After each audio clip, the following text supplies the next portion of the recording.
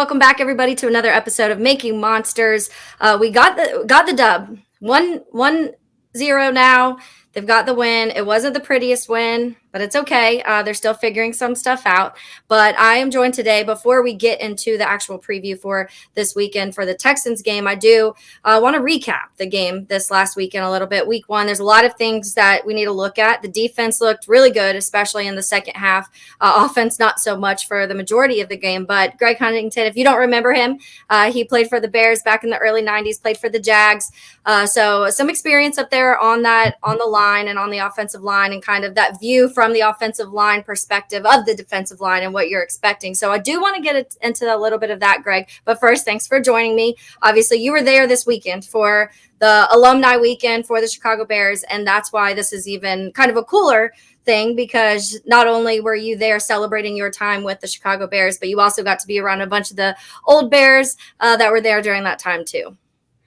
Yeah, it was really a privilege for me to be there, and ultimately a privilege to play for the Bears, because they're obviously one of the storied programs in the NFL, and probably one of the original teams. So to be there with some of the names from the past, the first alumni game I went to, Gale Sayers was there. So that was really neat. And Dan Hampton was there. And then this one, obviously they were recognizing Steve McMichael, Mongo, for his induction in the Hall of Fame. And unfortunately, he has ALS, so he couldn't be there. But it was just neat to see the generations of players that were represented there. And it like I said, it really was a privilege to be a part of that program and to be included in Alumni Weekend. It was very electric. Yeah, and I know, like, us as Bears fans, we talk about that hasn't been the most fun in the last, especially since I was born in 1990.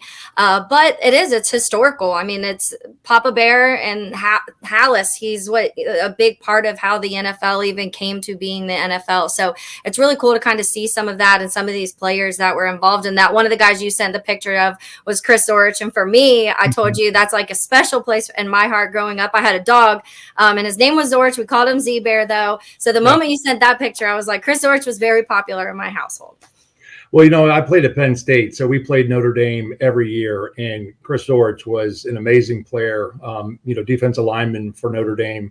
At the time, he seemingly had the biggest arms I'd ever seen on a human being. And so I got to play against him in college and probably saw him in some of my my pro endeavors.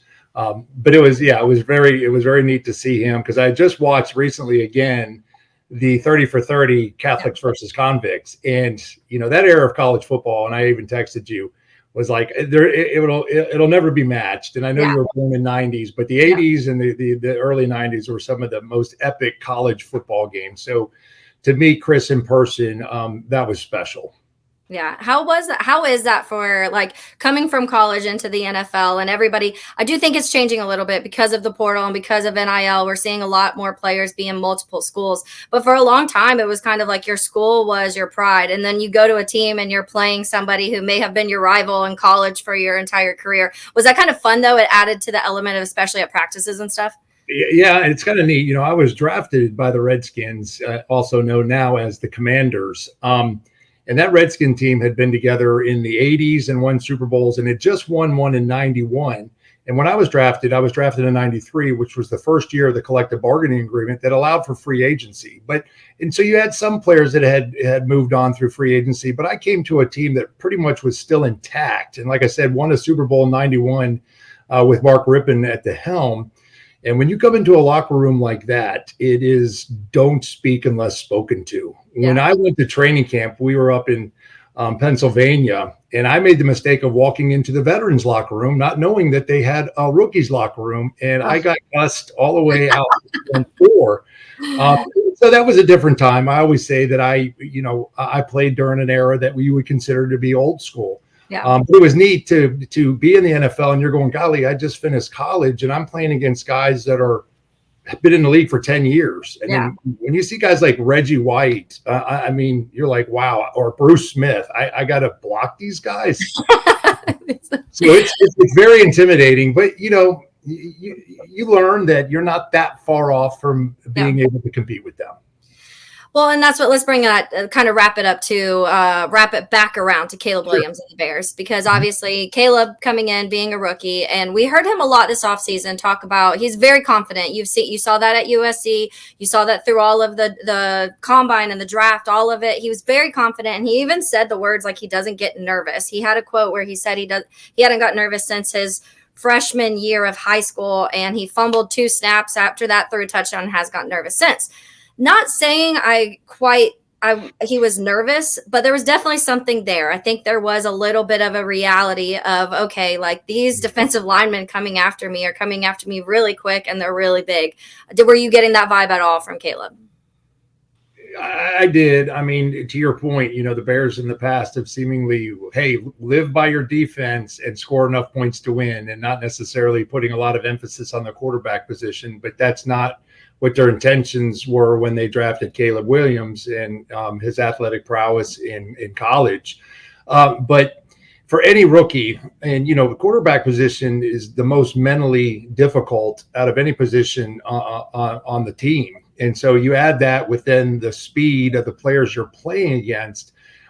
It's a whole nother level than college. Even college at the highest level doesn't compare necessarily to the pros. So you add that to being the home opener with your home fans. It's a big stage, and it'd be hard for me to believe that anybody wouldn't be nervous in that situation. And so I just think it's first game jitters, home opener.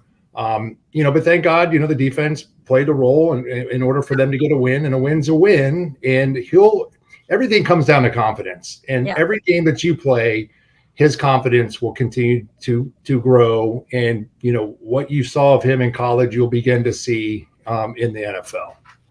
Yeah, and there was a couple unfortunate moments. Obviously, Velus Jones fumbled the kickoff at one point. That obviously shifts things one way. Keenan Allen dropped a touchdown, which Keenan doesn't drop passes. So that's one of the things, too, where you kind of felt like the offense as a whole wasn't quite in rhythm either, which I do think is expected too, Greg. And this is a conversation I've had a lot on Helmets and Heels of, do you think it factors in how little now guys play, the starters play in the preseason, and week 1 that affecting things? Yeah, I think so. And I think that's true of even, the season where there's a lot of limitations on how much you can actually have contact. I mean, when I went through training camp, sometimes training camp was 4 or 5 weeks long, and you would have 2-a-days of full padded practices and getting after it. And that's changed. And that may be even why you see more injuries, early on in the seasons, because they haven't conditioned their bodies to take that punishment. But, that's just the reality of the situation. I guess it's equal for everybody. Now, some teams do play their starters more so than others, and that's left up to the coach and his strategy. Yeah, and it's just something I've kind of realized, because I feel like the last few seasons, and I actually did the numbers yesterday on Helmets and Heels of how the first week of offense has declined the last 4 or 5 years. And then week 2, it's almost like, for example, I think there was 34 passing touchdowns in week 1 this week. And so 32 out of 32 quarterbacks, there was only 34 passing touchdowns. And that happened last year where it was similar, but then week 2, there was almost 50 passing touchdowns. So even in 1 week, how much more you get on sync with your offense, especially when there's a lot of new pieces. And to me, that is a part of it. You have not only a new starting quarterback, but 2 of your wide receivers are new in Keenan Allen and Rome Odunze. The tight end they were playing Gerald Everett a lot more snaps than they were Cole Kmet. That was questionable to me too, but that's also a new tight end. Your running back and DeAndre Swift's new. Your center and Bates is new, or Coleman Shelton, sorry. And so all of these new pieces that are trying to function off of 15 snaps in preseason just doesn't quite seem realistic. No, that's true. And then, the rule of thumb is your defense is always ahead of your offense, because your offense is having to implement much more, plays and mental capacity. And so the offense is always lagging behind initially, unless you're a team, let's say like the Kansas City Chiefs, that are established, and it's easier for them. But typically the offense is always behind the defense. And clearly that showed where the defense had to rise to the occasion. And, special teams and defense obviously scored more points than the offense did. I think the offense only was able to kick field goals, but no rushing touchdowns and no passing touchdowns. And, my observations in the game, being a lineman, I can tell when things aren't happening at the line of scrimmage. And to the Titans' credits, I mean, they had some big boys up front, Yeah. and they were getting after it. And then, you mentioned DeAndre Swift. He just wasn't hitting the holes, and maybe there was a reason for that. I wasn't able to see an end zone copy for linemen. That's the best view for us to see who's, doing the right job up front. And maybe it was just a factor of the line not getting movement on the down lineman and him not being able to even hit the hole and kind of, stutter stepping and not, hitting the hole and getting to where he needs to be. But again, you mentioned a lot of the new pieces, and especially even on the offensive line. I mean, you're talking about nearly half of your offense and 5 offensive linemen, and that is critical that they continue to play together and gel together. And if you're not getting a lot of reps in the preseason, which again isn't necessarily what you're going to see in the regular season, it just makes that much more difficult to get there in a quicker fashion, if that makes sense. Yeah, I do want to ask one question especially when it comes to that offensive line, because the one thing that I noticed during the game several times, I don't have the exact count. I just remember it happening many times because I tweeted, why does this keep happening?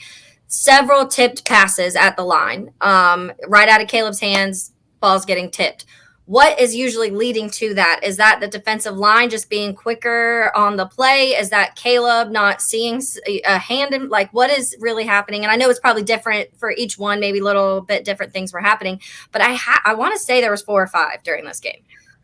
Yeah, I mean, sometimes that's just, pure luck. A lot of times that means that the offensive lineman is doing his job by not letting the defender get around him quickly, and he's stalemated, and then he's watching the quarterback, and when he releases the ball, then they jump up and knock it down. Now, I guess the closer you get to the quarterback, if the linemen are being bull rushed and then they're putting the hands up to tip the ball, that could be it. But that happens, and it's very frustrating when you felt like you've done your job blocking. Like when I played, if you're blocking John Randall and you're able to stymie him, and then he's able to jump up and bat a pass down, you're like, no, I know. What are you doing here? And that's what I kept feeling. It happened several times, and I tweeted about it. And someone sarcastically was like, he's small. He's only 5'10". I was like, no, he's not. He's 6 foot.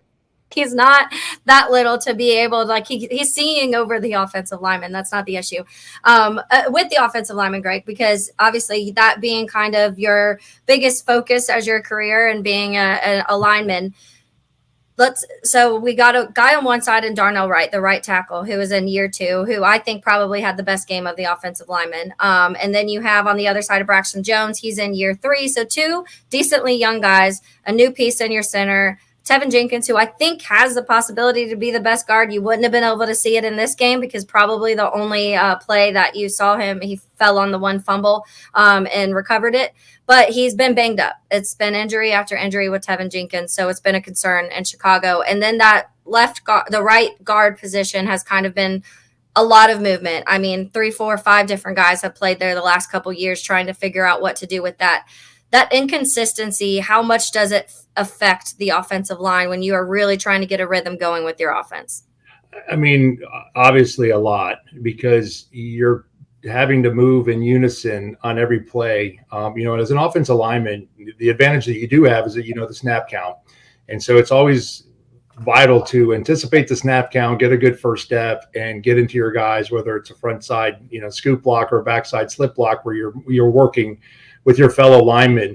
And when you have guys that haven't necessarily played with each other that much, and then you throw in, like you said, the center's new, and I don't know what year he is in the league, but, next to the quarterback, your center has to be the most intelligent player out there, identifying the Mike backer, and then sets all the rules for everybody else, or even long distance passing downs. You'd be amazed at what defenses do to disguise where they're going to actually line up by the time the ball snaps. And, that's your center that's got to be able to identify where everybody's going. So over time, injury is another X factor, because you're plugging in somebody else that doesn't necessarily, for the most part of my NFL career, I was a backup lineman, and when you get thrown in there, you're not necessarily in sync with the guys that have been playing next to each other. I remember even being in Jacksonville, with Dave Wydell, and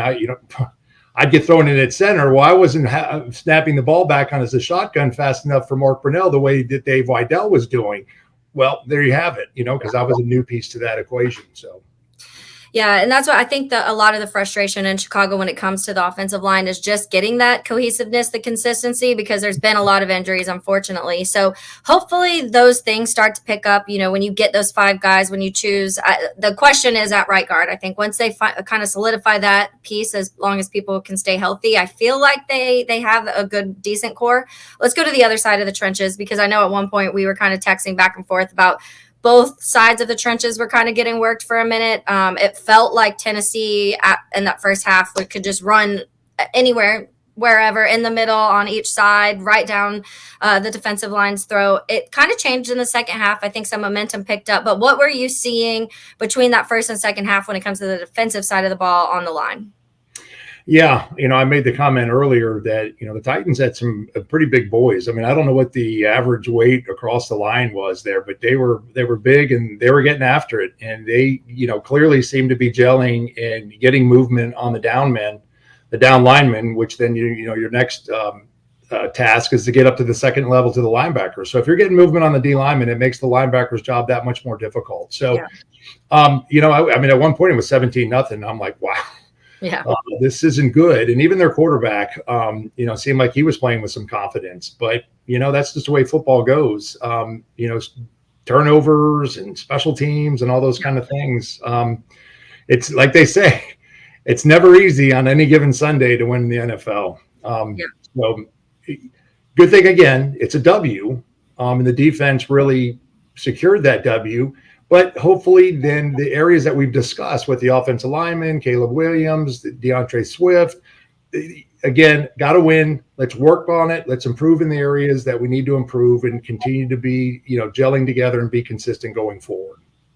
How much does it affect to an offensive lineman? Because one of the things that Eberflus does and his defenses, they're very heavy rotational. A lot of these guys move around a ton on the line, and it's something that I feel like we didn't see as much as we did last year. Maybe that's Eric Washington not wanting to rotate as much, or maybe some of the depth pieces weren't there to where they could do it. But it is something you see a lot. How hard is that on linemen when you have guys that are able to play outside and then move inside and get pressure from wherever they are on the line?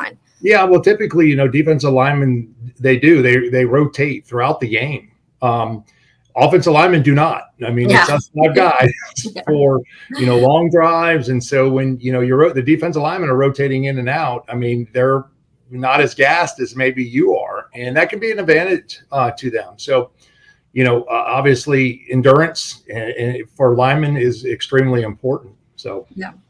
What about, let's a couple more before I let you go. So if we go back to the secondary, obviously, to me, a big part of why they won that game. We talk about the special teams play by Jonathan Owens, the blocked punt that turned into a touchdown. But I feel like that kind of brought in just a momentum on the Bears side. But Tyreek Stevenson gets the pick, which it was a weird play by Will Levis. Not sure what he was thinking in that moment. Yeah. But, take what you got and run with it type of situation. But even then, I really do feel at that point, the corners, we read the stat, Jalen Johnson, who just got paid this offseason, only allowed 1 catch for -2 yards. And that I think, was only targeted 3 or 4 times. So they're also kind of scared to get the ball his way anyways. But it's not like the Titans don't have weapons. They have Calvin Ridley, D-Hop was, I think, limited. I don't know how much he was actually out there, but they have playmakers. So being able for that secondary to kind of shut things down in a big moment towards the end of the game when they needed to, was that something that was kind of like being talked about too?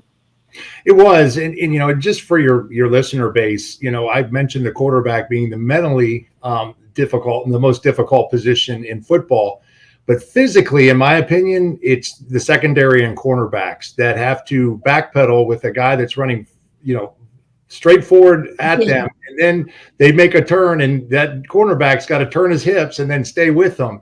And so it's important that you obviously have a good secondary, and something that helps benefit the secondary is if you have a decent pass rush, meaning you're putting pressure on the quarterback and making the quarterback get rid of the ball quicker than having, let's say, 5 seconds back there, because to be able to cover somebody like that, that's not easy. And so it's encouraging to see that the Bears have a good secondary. So if they can put together the pass rush, which will help them, then I think it'll help them throughout the season.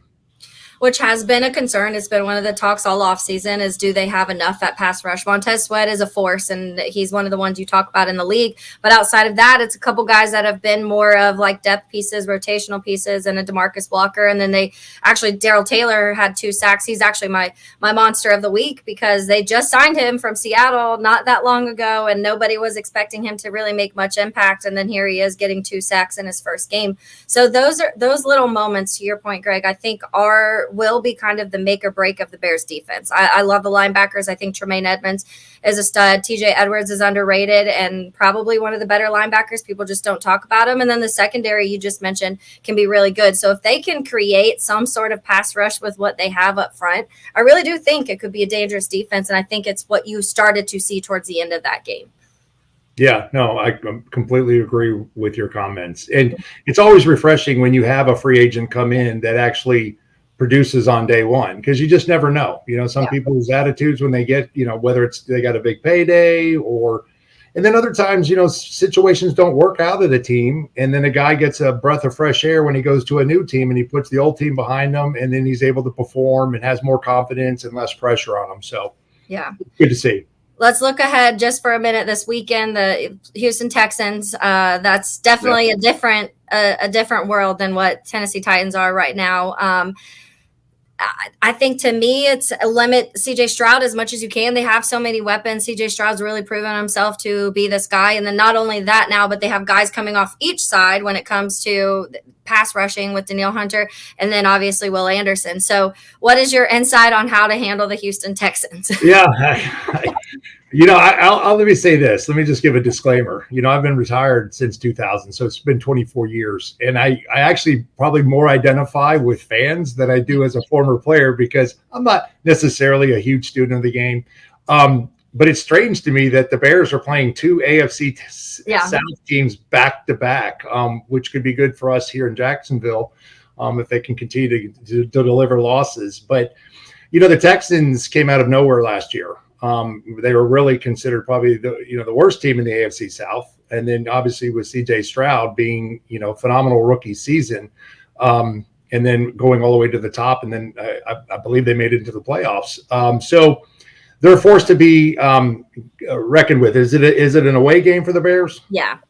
Which they're hitting the road now. Yeah. So,